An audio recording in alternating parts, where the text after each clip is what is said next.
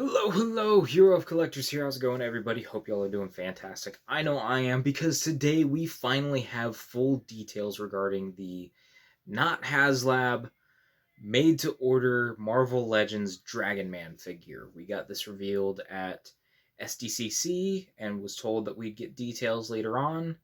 A lot of us assumed PulseCon, but we got them today. And today, on Monday, September 9th, we have full details for this offering, pictures of all the accessories and the price, when we're expected to pay, and when we're expected to receive the figure. So, let's get into the details. I'm going to have some photos just kind of circling here off to the side.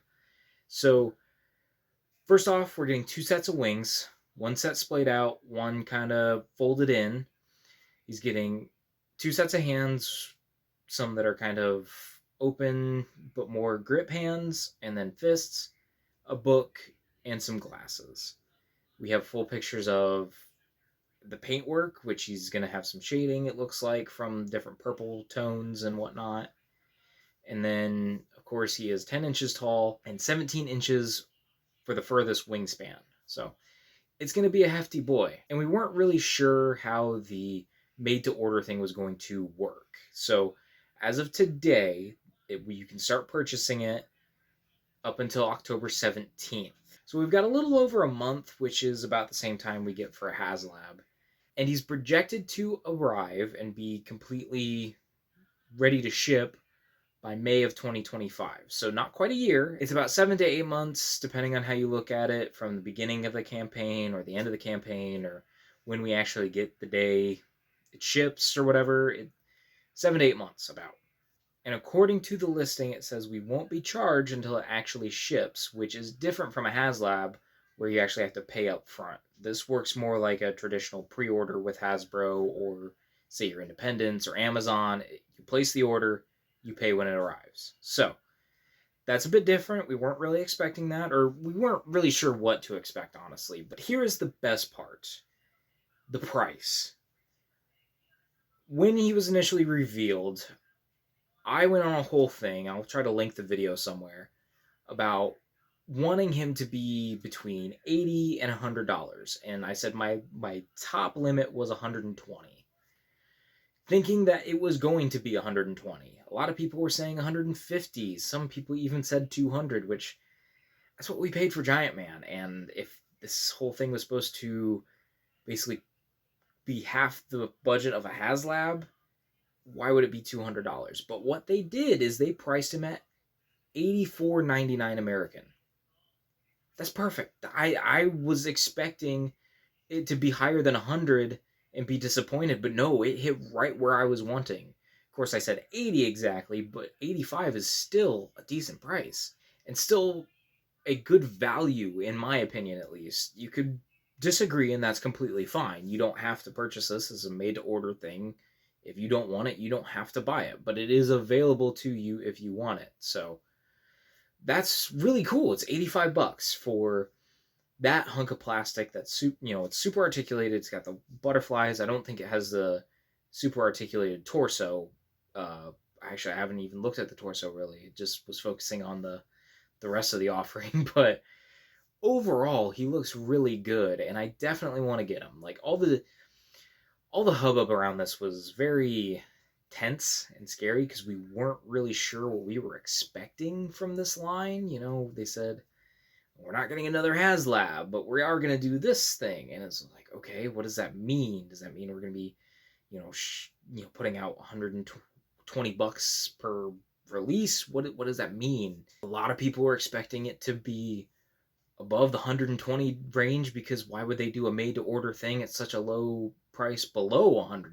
Because we've had items that are 90 or above that aren't made to order, so where's the line?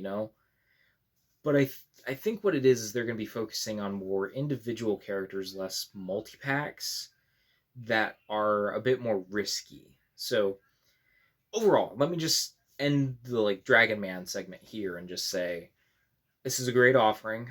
I have yet to pre-order it, but I will. And I'm excited for the way they're doing this. And as long as future offerings are as good as this, I think this might be a better idea to do consistently than the HasLab projects. But we'll see how that turns out. And now, this part of the video, I want to talk about what we could potentially see now that we know a bit more about how this is actually going to work. I have a few ideas just rattling around in my head, and I just want to throw them out there. But I also want you in the comments, put what you want to see from this. Say, what is your made-to-order dream release that's between the $80 and $120 mark, like estimated. It could be different, but I've got a few that I just want to throw out there just to kind of see what maybe would stick to the wall or maybe would work, or if you guys agree, or disagree.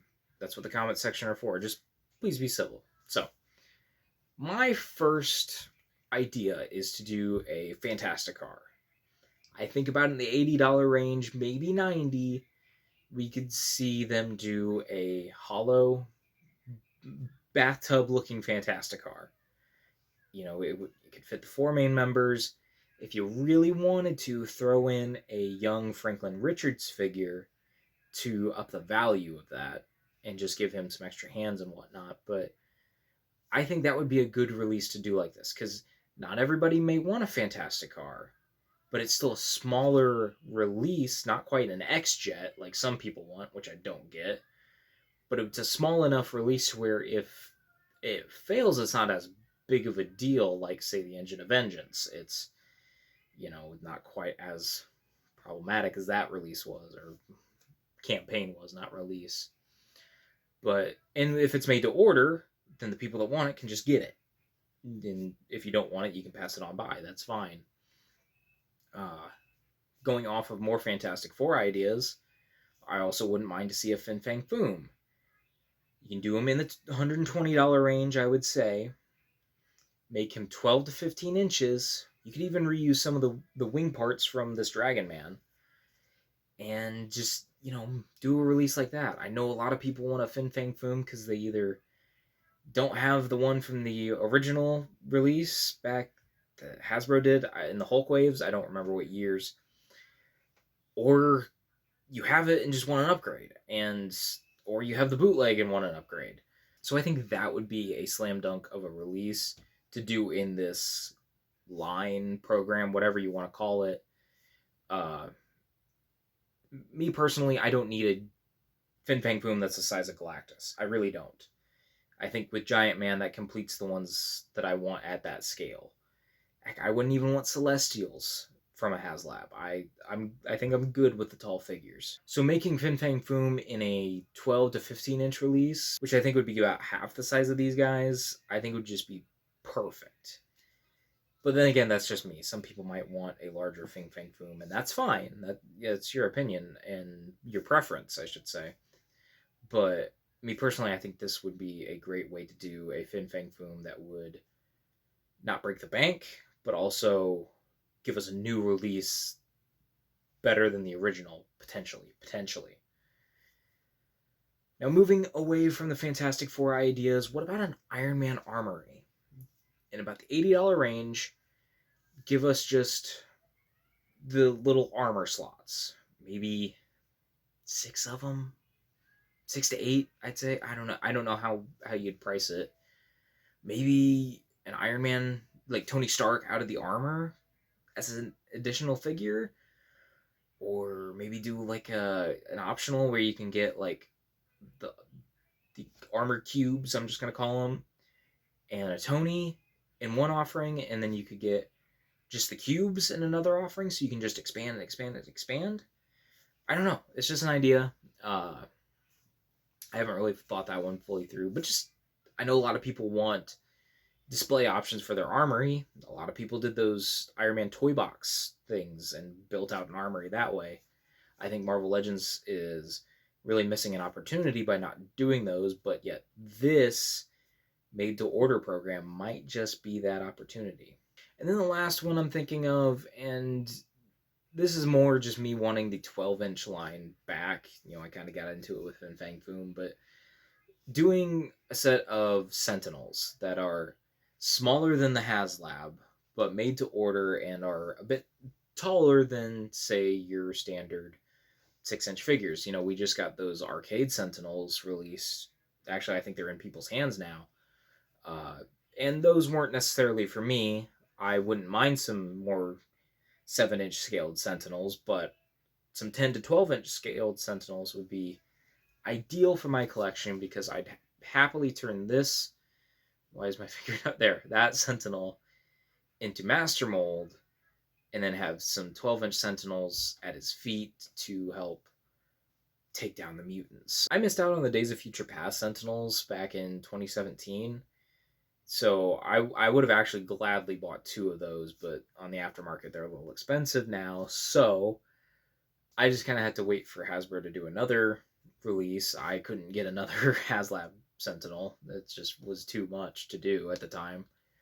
But I think if they were to do some made-to-order Sentinels, people would army build the crap out of them, and it'd be a great release to do. So those are just the ideas off the top of my head.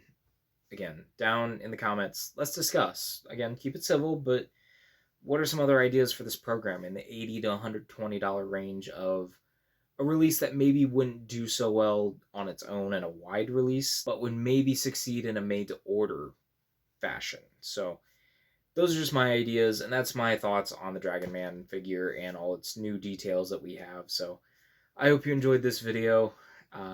Make sure you like, subscribe, comment, and I will talk to you all in another video, another post, another time.